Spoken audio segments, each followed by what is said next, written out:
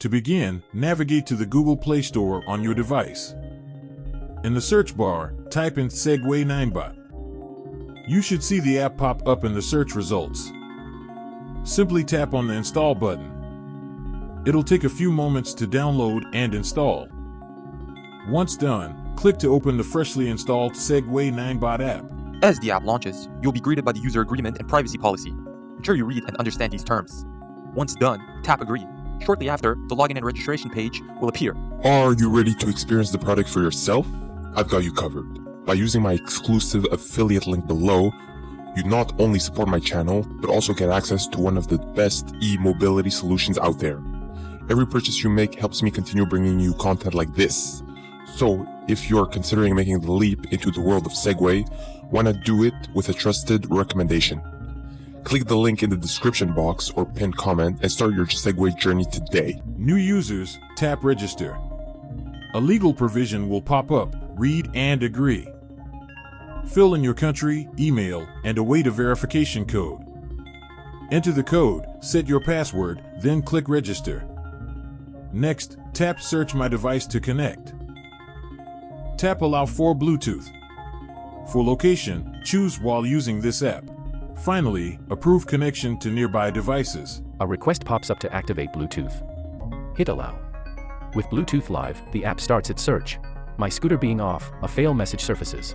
Correcting this, the scooter appears. We tap its entry to connect. Next, we start the pairing process. The app prompts us to press a trigger on the scooter. Initially, we take a bit too long and see a timeout notification. We tap Reconnect. On our second attempt, we're quick to hit the scooter's trigger. A success message appears, we then press OK. We're taken to a page asking to bind the vehicle to our account. We click Bind. A Bind Successfully message pops up. After acknowledging with OK, there's an invite to watch a riding guideline video. Click Start. Once through, finalize by hitting Done. A prompt emerges, noting we can revisit this tutorial in the driving guide. Tap Continue. Exciting news greets us. We've earned a SuperScooter GT1 exclusive medal. We then transition to the main dashboard. At a glance, the dashboard is void of data. Tapping the scooter image, a pop-up alerts us about the disabled Bluetooth. Venturing to the battery page, the data absence continues, all due to the Bluetooth connection. Yet, before addressing that, navigate to the firmware section on the dashboard and select Update. Promptly, we're reminded to turn on Bluetooth. Because the scooter's Bluetooth is off, the connection attempt fails. The second time, we make sure it is on. The app then requests if we wish to force a maximum speed limit on the scooter. If not, press normal mode. Next, read the warning and agree. Once done, hit the Continue button to update the new firmware. Wait until the update is done.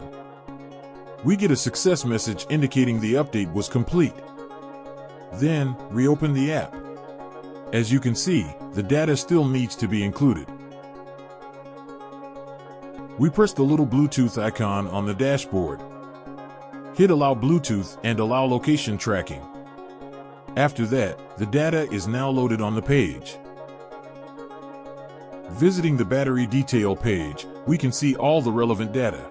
We're at 97%, boasting a 20,000 mAh capacity, 57.3 V voltage, and maintaining a temperature of 20 degrees Celsius. No power is currently being drawn. Hitting the battery maintenance button, we are led to documentation about maintaining the scooter's battery. Pressing the device info button leads us to a page where essential metrics and information are given. For example, total mileage, firmware version, and more. You can even check whether your firmware is up to date. Pressing the dashboard button, you are then presented with an interface that comes in handy when driving the scooter. Information like speed, ride duration, and remaining mileage are displayed. You can disable and enable guard mode from the home page. Hitting the About the Vehicle page gives you information about operating the vehicle features. For example, let's look into the scooter's riding modes. We can even access the new rider tutorials given earlier when first opening the app. Now, let's look into some settings the app gives. Hitting the light effect button redirects us to all the light configurations. As you can see, we can turn off and on the brake priority and 0-speed start options. We now look into tracking our journeys. Notice location tracking must be enabled on your phone. Press the allow from the pop-ups. Read the message and press OK. Then ensure the Segway app is not paused when your phone enters power saving mode. Hit disable battery protection. Hit allow to not hinder the app based on your phone's battery configurations. This is the Segway's app tracking dashboard. We can see it even has GPS capabilities. From the dashboard, you can access your previously tracked journey data. Tapping the More Functions buttons gives you access to more options and functions like horn settings, energy recovery, and more. At the bottom navigation, you can navigate to the Moments feature. On it, you can share content with other connected Segway scooter owners.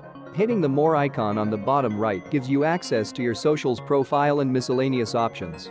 Finally, pressing the gear icon at the top right gives you app-related settings more geared to configurations linked with your phone.